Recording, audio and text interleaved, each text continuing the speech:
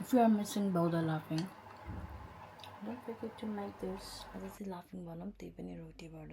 अरू बेला चाहिँ मैले प्रायः सधैँ राइस पेपरबाट बनाउँथेँ। सो यो चाहिँ मैले टिकटकमा देखेको थिएँ, त्यही भएर मलाई चाहिँ कस्तो ट्राई गर्न मन लाग्यो, किनभने मेरो चाहिँ फ्रिजमा रोटी एक्सपायर हुन लागिसकेको थियो। त्यही भएर मैले चाहिँ त्यही रोटीलाई लाफिङ बनाउँछु भने लाफिङको क्रेभिङ पनि भइरहेको थियो होइन। मैले चाहिँ सबै सामानहरू रेडी गराइसकेको थिएँ। अनि यो चिलेउ चाहिँ मैले आफूले घरमा बनाएको हो। यो चाहिँ एकदम मिठो छ। यसको रेसिपी चाहिन्छ भने पनि कमेन्ट गर्नु होला।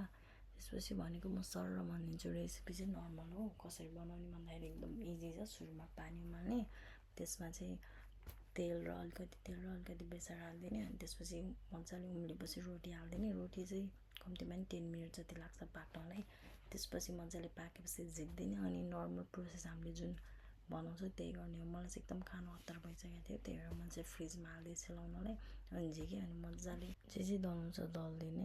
मैले चिली ओइल त्यही सकिन लगाइसकेको छ, बिजोग देखाएको छ, त्यही पनि होइन। त्यही चिली ओइल लगाइदिएँ, सोया सस हालिदिएँ, अनि गार्लिक वाटर लगाइदिएँ। त्यसपछि भनेको चाहिँ वाइ मेन इम्पोर्टेन्ट भनेको वाइ र बदाम हो, त्यो पनि हालिदिएँ। मलाई चाहिँ चिप्सै थिएन मसँग, चिप्स हाल्यो भने त झन् नम्बर 1 हुन्छ होइन गाइस। सो त्यही भएर त्यसपछि खाने मजाले खाँदाखेरि यस्तो मिठो भएको थियो कि मैले एक्सपेक्ट पनि गरेको थिएन होइन। त्यो बौद्धको भाइब्स दिने क्या। अब किनभने यहाँ दुबईमा अब आफूले भनेको बेला खाना जानु नि गाह्रो छ। एक त टाढा टाढा हुन्छ रेस्टुरेन्टहरू पनि, तर यसले चाहिँ मजाले नेपालको बौद्धकै भाइब्स दिन्छ। सो गाइज ट्राई इट होइन, इफ यु हेभ टाइम होइन, ट्राई गर्नु होला, एकदम मिठो छ।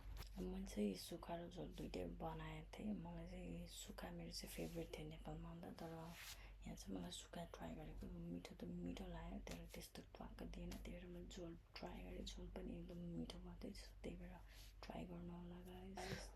लास्टमा चाहिँ तपाईँहरूले मेरो रियाक्सन देख्नुहुन्छ होइन। मैले चाहिँ नाची खाएँ, अति नै मिठो लागेको थियो मलाई। सो तपाईँहरू पनि ट्राई गर्नु होला। Thank you for watching, bye bye, see you in the next video.